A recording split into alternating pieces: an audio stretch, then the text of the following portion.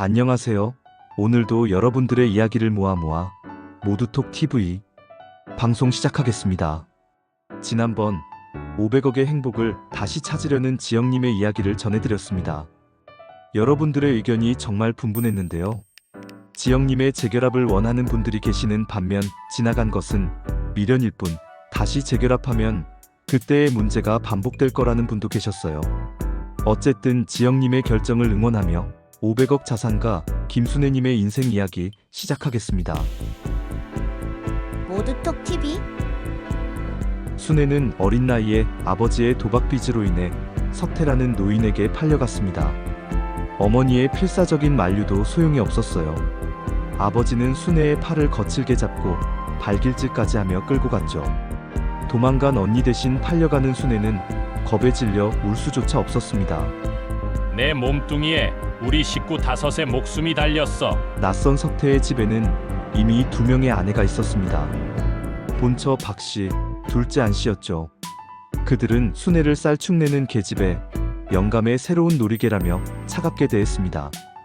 본처 박씨는 무뚝뚝하고 말이 없어 무서웠고 둘째 안씨는 순애를 질투했습니다. 첫날 밤 순애는 본처 박씨에게서 뜻밖의 조언을 들었습니다. 박씨는 순애가 자신을 지킬 방법을 알려주었습니다. 죽을 것 같으면 영감의 손을 물거라. 늦은 밤 석태는 술에 취해 어린 신부의 방에 들어왔습니다. 순애는 옷깃을 풀려는 그의 팔뚝을 죽기 살기로 물었어요. 너를 집으로 돌려보내겠다는 것을 내가 말렸다. 어차피 팔려온 거니 그저 죽은 듯이 있거라. 영감이 차마 내가 거절했다는 말은 못할 테니 너를 내치지는 않을 게야. 앞으로 너를 막내 마님이라고 부르게 하마. 다행히 둘째 안씨가 임신하면서 석태의 관심은 그쪽으로 쏠렸습니다. 안씨는 아이를 낳은 후 살림이나 육아에는 관심이 없고 밖으로 나돌기만 했습니다. 결국 그녀의 딸 명희는 순애의 손에서 자랐습니다. 어느새 순애는 명희의 유모이자 보호자가 되었습니다.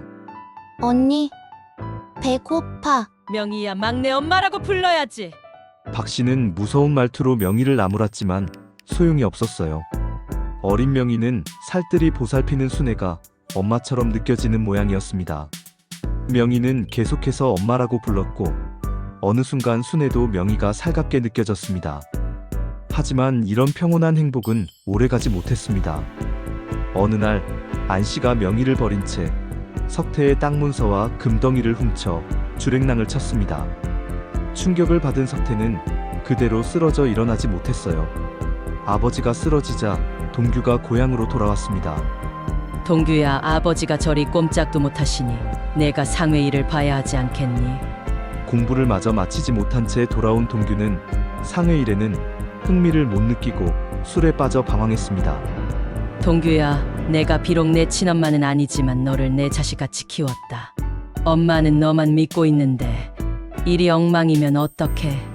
동규의 어머니는 동규를 낳다가 죽었고 동규는 본처 박씨의 손에서 자랐습니다. 박씨는 동규를 제 아들처럼 키웠으나 가족의 비밀은 숨길 수가 없었어요. 누군가 동규의 귀에 죽은 여인에 대해 속살거렸던 거죠.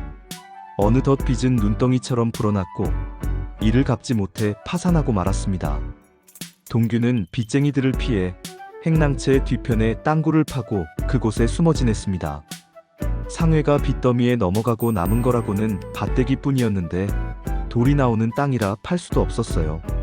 그나마 숨겨뒀던 폐물과 귀한 살림살이들은 빚쟁이들이 모두 가져가 버렸죠. 동규야, 주먹밥 먹고 조금만 참아. 엄마가 친정에 가서 돈을 구해오마. 박씨는 어떻게든 살아야겠기에 돈을 구하려고 했지만 소용이 없었어요. 집을 떠난 지 한 달여 만에 빈손으로 돌아왔습니다. 살기 위해서 젊던 늙던 간에 집안의 모든 여자들은 돈을 벌어야 했습니다. 순애는 나무를 하고 산나무를 캤고 박씨는 바느질과 빨래로 생활비를 보탰습니다. 어린 명희도 산이며 밭이며 순애를 따라다니느라 거칠 대로 거칠어졌습니다. 석태의 집안 여자들은 서로 의지하며 절망 속에서도 끈질기게 살아남으려 노력했습니다. 명희가 5살 되던 어느 해 6.25 전쟁이 터졌습니다. 어머니, 얼른 피란을 가야 합니다. 폭격 소리가 심해지고 있어요. 지하에서 올라온 동규가 가족들을 재촉했습니다. 너희 아버지는 어쩌니? 제가 지게에 짊어지고 갈 수밖에요. 동규는 병든 석태를 지게에 앉힌 후 짊어지고 피란길에 올랐어요. 걸음은 더디고 배는 고프고 어디까지 가야 할지 알 수 없었습니다. 사람들의 뒤를 따라 나무로 내려갔어요. 여보, 영가, 눈 좀 떠봐요. 하지만 석태는 오래가지 못해 산길에서 숨을 거두었습니다. 석태는 지게 위에 까부라진 채 일어나지 못했습니다. 먹지도 못하고 스스로 걸어다니지 못한 요 며칠 사이 삶의 경계선을 넘어버린 것이었어요. 아버지, 저희는 어쩌라고 혼자 가세요? 동규는 절규했고 며칠 뒤 폭격 속의 여자들을 버리고 혼자 도망쳤습니다. 아이고, 이놈아. 너 하나 믿고 여기까지 왔는데 우리를 버리면 어떻게 살아가냐? 박 씨는 땅을 치며 통곡하였지만 사라진 동규를 찾을 수는 없었습니다. 정신을 잃어버린 박 씨를 달래고 어린 명희의 손을 꼭 붙들었어요. 피난촌 어디를 둘러봐도 동규는 없더냐? 피난촌 움막에서 박 씨는 동규를 찾지 못한 상실감과 병으로 알아누웠습니다. 못난 놈, 내가 저를 어떻게 키웠는데. 박 씨가 정신을 놓을까봐 순애는 전전긍긍하였어요. 먹을 것을 구걸하는 한편으로 박 씨를 제 어머니처럼 돌보았습니다. 순애는 군복 빨래, 구걸, 군수공장 1등 닥치는 대로 일을 하며 생계를 이어갔어요. 여자 3명의 목숨줄이 순애에게 달려 있었으니까요.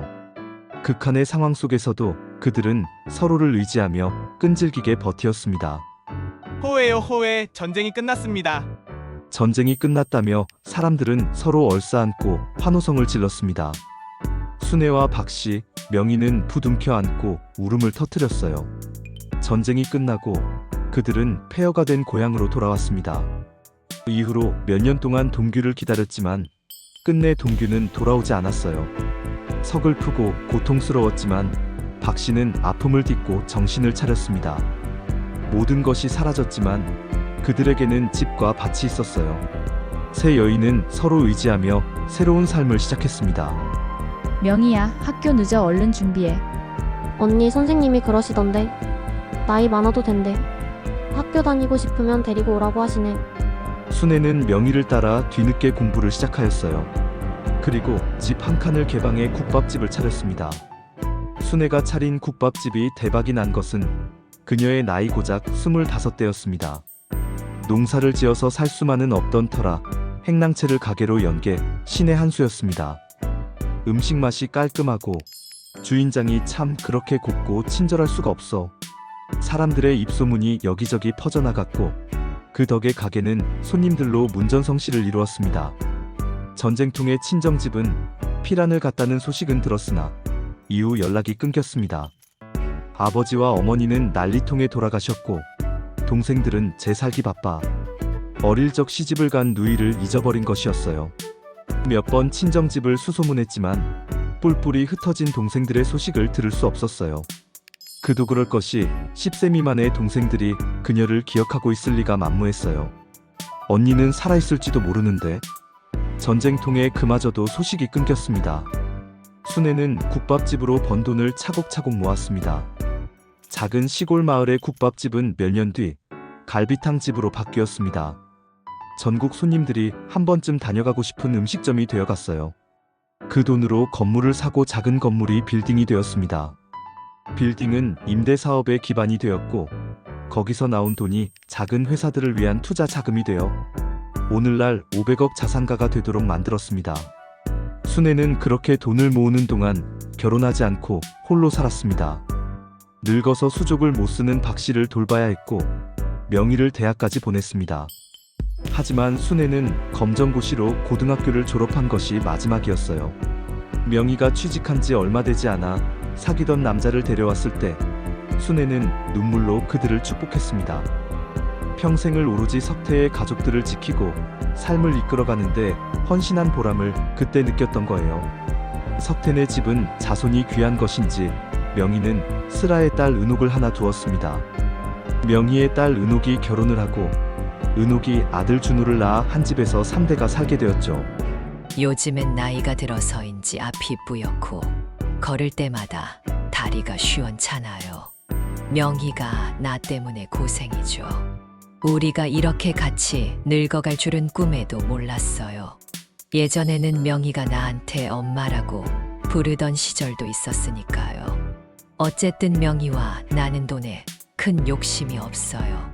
이미 젊어서 다 가져봤으니까요. 열심히 공부하고 싶은 젊은이들에게 기회를 주고 싶은 마음이 크죠.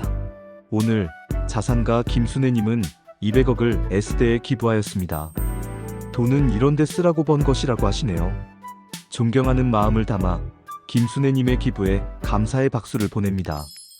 평생을 희생으로 일군 인생과 성공의 이야기 어떠셨나요? 김순애님을 응원하신다면 좋아요, 구독, 알림 설정 부탁드립니다. 모두톡TV